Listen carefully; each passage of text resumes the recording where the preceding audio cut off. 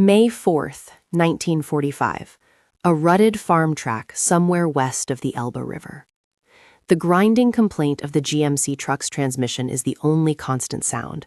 It has been the soundtrack to the end of their world for 6 agonizing hours. Inside the canvas-covered bed, 23 women are thrown against each other with every lurch and sway. They are a cross-section of the Reich's desperate final effort. Wehrmacht-Helferinnen, female auxiliaries pulled from signal posts and administrative offices. A few nurses from the Deutsches Rotes Kreuz, their white aprons now a uniform of grimed surrender. And a handful of Flakhelferinnen, teenage girls whose last memory of home was the deafening roar of an 88mm anti-aircraft gun. Hanna Vogel, who just 3 weeks ago was a 20-year-old telephone operator for the 9th Army, keeps her eyes fixed on a tear in the canvas. Through it, she watches her homeland pass by in a blur of shattered greens and grays, a skeletal forest, trees stripped bare by artillery, the hollowed-out shell of a brick farmhouse, its roof peeled back to reveal the sky. This is not the triumphant thousand-year empire of the newsreels. This is a graveyard. The air is thick with the smell of damp earth, diesel exhaust, and the subtle, cloying sweetness of decay that clings to everything in Germany this spring. Seated across from her, a woman named Greta, older and with a face as hard as fired brick, mutters to no one in particular. They look like children.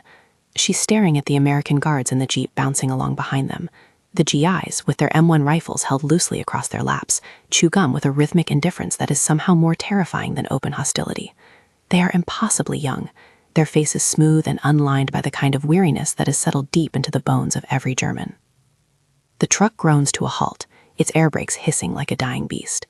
The canvas flap is thrown back, and blinding daylight floods the gloom. A voice barks in English, a language that sounds like stones rattling in a can.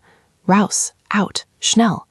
They stumble out, limbs stiff and clumsy, into a sea of mud. Before them stretches a landscape of raw geometric horror. A vast field, churned into a brown quagmire by countless boots and tires, is enclosed by an endless geometry of barbed wire. Not one fence, but 3, coiled and tangled and staked with a brutal finality. In the distance, row upon row of drab olive tents and long, low-slung wooden barracks stand in rigid formation under a sky the color of dishwater. This is prisoner of war transient enclosure A9. To the women, it is the edge of the known world. American soldiers, tall and well-fed in their khaki uniforms, move with a purpose that seems alien. They direct the flow of prisoners with hand gestures and sharp, unintelligible commands. The women are herded towards a processing tent, their boots making sucking sounds in the deep mud. The sheer scale of it is overwhelming. There are thousands of men here, shuffling in silent, gray-clad columns, their faces etched with the hollow shock of defeat. But the women are a small, conspicuous group, an anomaly that draws curious, lingering stares. Inside the tent, the air is stale with the smell of wet wool and sweat. One by one, they are brought before a wooden table. A young American lieutenant with tired eyes and a scattering of freckles supervises the process. A translator, a German-American soldier whose accent is strange and clipped, asks the questions. Name, rank, unit. Hanna gives her answers, her voice a small, thin thing in the echoing space. Her identity is reduced to a few words on a card. Her small satchel, containing a change of underthings, a photograph of her family in Dresden, and a half-read volume of Rilke, is searched and handed back. Greta has her sewing kit confiscated, the needles deemed potential weapons. They are then marched towards a segregated compound at the far end of the camp, a smaller cage within the larger one. The mud gives way to rough duckboards laid between a dozen identical pine wood barracks. Each has a tar paper roof and a single door. A guard, a corporal named Miller, who looks no older than Hanna's younger brother, gestures with his rifle towards the third building on the left. In here, this is it. The door groans open, revealing a cavernous, dimly lit space. A row of rough-hewn wooden bunks, stacked 3 high, lines each wall. The only furniture is a single pot-bellied stove, cold and black in the center of the room. The air is heavy with the scent of raw lumber and damp. There are no mattresses, only bare wooden slats. This is not a room, it is a human crate. The women file in, their shoulders slumped, the last vestiges of defiance draining out of them. They find a bunk, claim a small patch of this alien territory as their own. The heavy wooden door slams shut behind them, the sound echoing the final closing of a chapter in their lives. The latch clicks. They are locked in. Darkness begins to fall, and with it, a silence thick with unspoken fear. The first hour inside Barracks C4 is a study in silent, exhausted motion. The women move with the economy of the defeated, finding their spaces in the tiered bunks without argument or discussion. Hanna climbs to a top bunk, seeking the small comfort of height, of being above the anonymous press of bodies.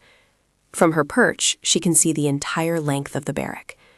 She watches Elsa, one of the Red Cross nurses, immediately begin tending to a younger girl, a Flakhelferin, whose face is pale with fever. Elsa's movements are calm and practiced, a small island of order in the encroaching chaos. She tears a strip from her own petticoat to make a cool compress for the girl's forehead, her whispered words of comfort too low for Hannah to hear. Greta, the cynical older woman, has chosen a bottom bunk near the door. She sits stiffly, her back to the room, a sentry guarding a post that has already been overrun. She hasn't spoken a word since they entered, but her tension radiates outward, a cold presence in the room. You can feel it, a low hum of dread that settles in your stomach. The only sounds are the rustle of clothing, a stifled cough, the creak of wood as someone shifts their weight. As the gray light filtering through the two small, high windows fades to black, the temperature inside the unheated barrack plummets. A damp, penetrating cold seeps up from the floorboards, clinging to their thin uniforms. Hunger, a dull ache for hours, sharpens into a painful gnawing. They have had nothing but a cup of brackish water since morning. The shared physical misery begins to loosen their tongues. It starts as a murmur, a whisper from one monk to another. "Did you see the wire?" a voice asks from the darkness. "It's thicker than my arm." "They say the Americans are better than the Russians," another voice offers, a fragile sliver of hope. Greta scoffs from her post by the door, her voice a harsh rasp. "They are all the same, men with guns. Do you think they brought us here to knit them sweaters? My cousin was in the East. She told me stories." She lets the sentence hang, unfinished and heavy with implication. The silence that follows is deeper, more fearful than before. Everyone in this room has heard the stories. The radio broadcasts from Dr. Goebbels, the frantic letters from the Eastern Front, the rumors passed in breadlines. Stories of what conquering armies do to the women of a defeated nation.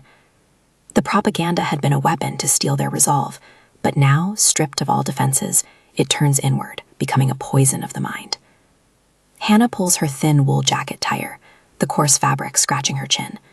She tries to focus on the sliver of night sky visible through the window, a patch of inky blackness pricked by a few indifferent stars. She thinks of the American Guards, their youth, their casual confidence. Was it the confidence of civilized victors or the arrogance of predators? She remembers the way one of them had looked at her during the processing, his gaze lingering for a moment too long. Or had she imagined it? In this place, fear is a lens that distorts everything. An hour passes, then another. The feverish girl begins to moan softly in her sleep. Somewhere outside, a generator sputters to life, its drone a constant mechanical reminder of their captivity. The door at the far end of the barrack, which they had assumed was a washroom, remains locked. A small bucket in the corner must serve its purpose.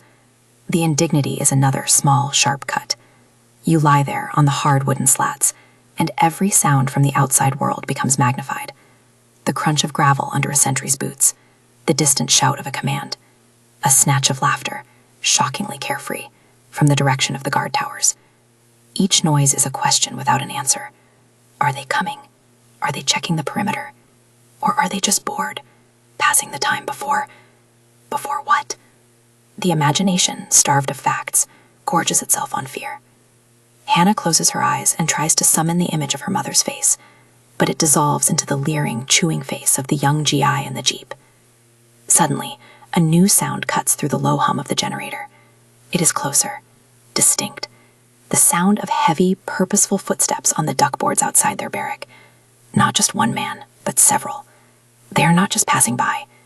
The steps slow, then stop, directly outside their door. A profound, absolute silence falls over the women inside.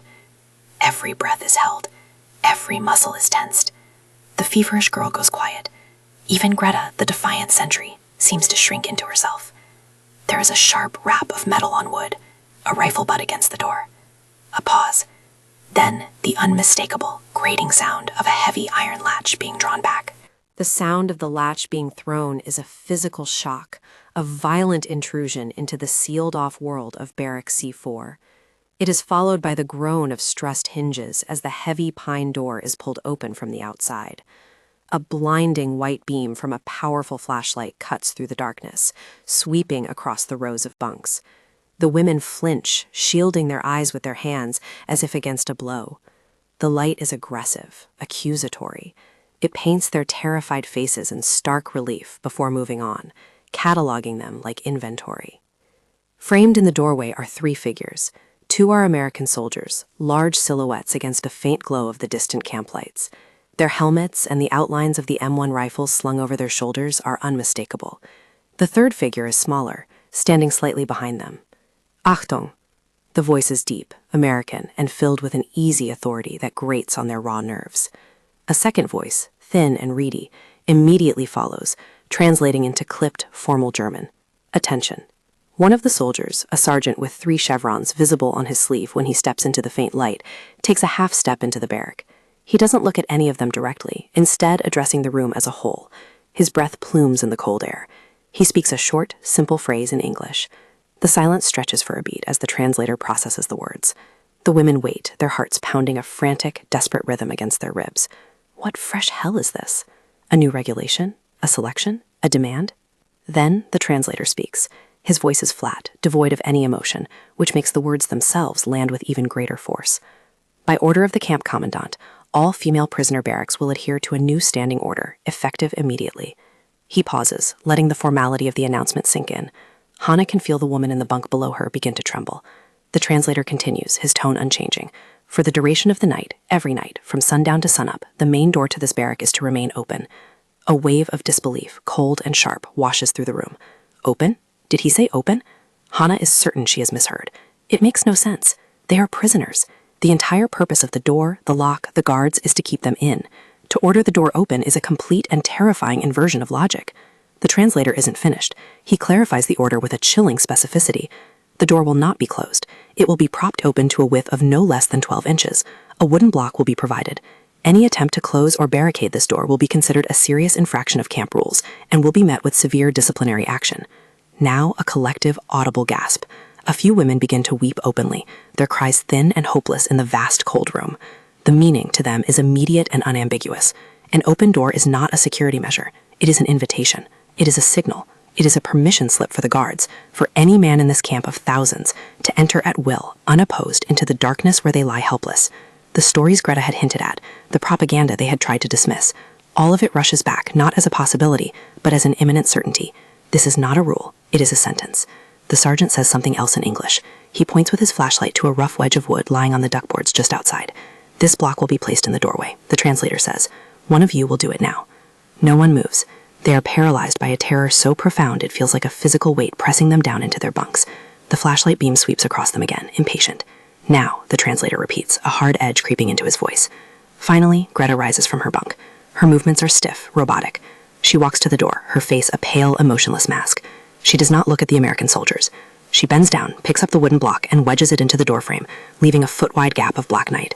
Cold air, carrying the scent of mud and distant wood smoke, immediately spills into the room. The sergeant grunts, seemingly satisfied. He and the other soldier take a half step back. Remember the rule, the translator says, as a final warning. The door stays open. Then they are gone. Their footsteps recede down the tuckboard path, leaving the women of Barrack C4 alone. Alone with the cold, alone with the darkness, and alone with a 12-inch gap in their door that feels as wide and as menacing as a freshly dug grave. The sound of quiet weeping fills the sudden, terrible silence. For a long moment after the guards depart, the only sound in Barrack C4 is the ragged, uneven chorus of weeping. The foot-wide opening in the door is a gash in their fragile reality, a portal through which the night and all its imagined horrors can now pour in. The cold draft it creates is a constant physical reminder of their vulnerability.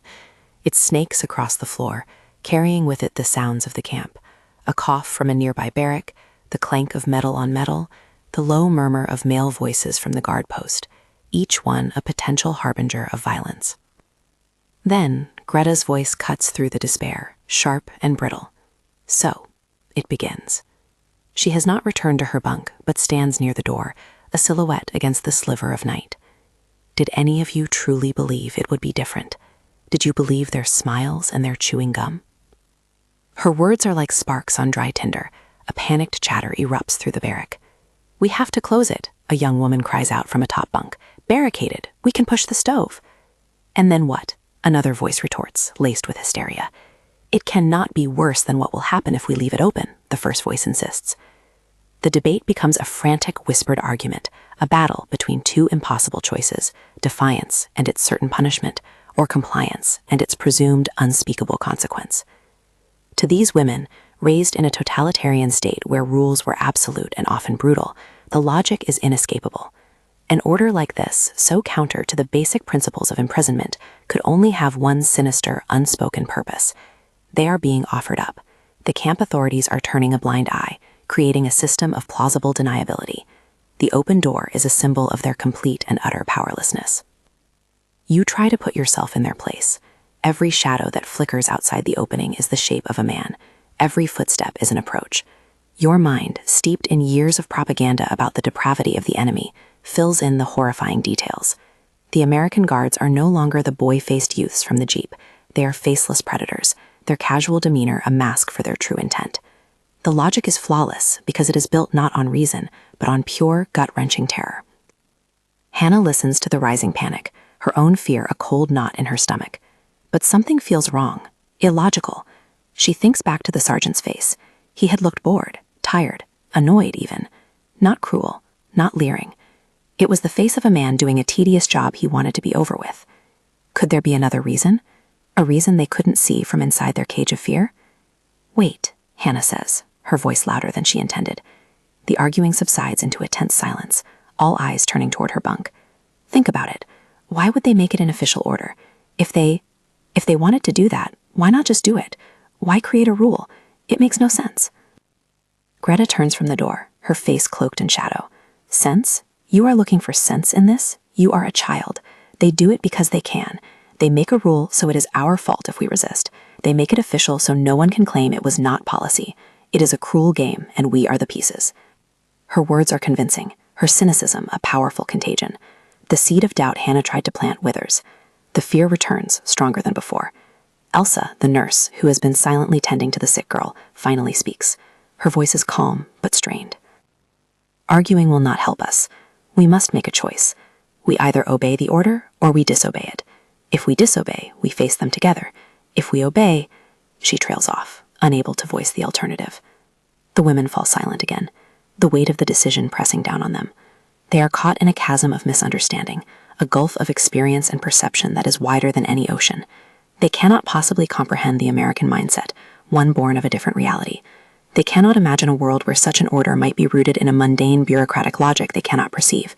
Perhaps it's a fire regulation, a rule born from a deadly barrack fire in some other camp 1,000 miles away. Perhaps it's to prevent prisoners from barricading themselves in, to allow for instant inspections to thwart escape attempts. Perhaps it is simply to make the night patrols easier, a quick glance through the opening to confirm all is well. But these rational explanations are impossible for the women of Barrack C4 to conceive of. Their reality has been shaped by war, by bombardment, by totalitarianism, and by the primal fear of a vanquished people. In their world, an open door at night, ordered by an enemy soldier, can have only one terrifying meaning. The minutes tick by, each one an eternity. The draft from the doorway continues its cold caress, and outside, somewhere in the darkness, a lone guard begins to whistle a jaunty, unfamiliar tune. The cheerful sound is the most terrifying thing they have ever heard. The debate in Barrack C4 dies not with a decision, but with sheer emotional exhaustion. No consensus is reached. Pushing the heavy stove against the door is deemed too loud, too provocative. Actively closing the door feels like a direct invitation for immediate, violent retribution. And so they do nothing. They choose the path of passive terror, a paralysis born of unbearable choices. They will wait. The women retreat to their bunks, but not to sleep. Sleep is an impossible luxury. They lie rigid on the hard slats, listening. The barrack becomes a resonant chamber of fear, amplifying every sound from the outside world. The whistling guard eventually moves on, his tune fading into the distance, replaced by the relentless drone of the generator and the vast humming silence of the night. An hour passes.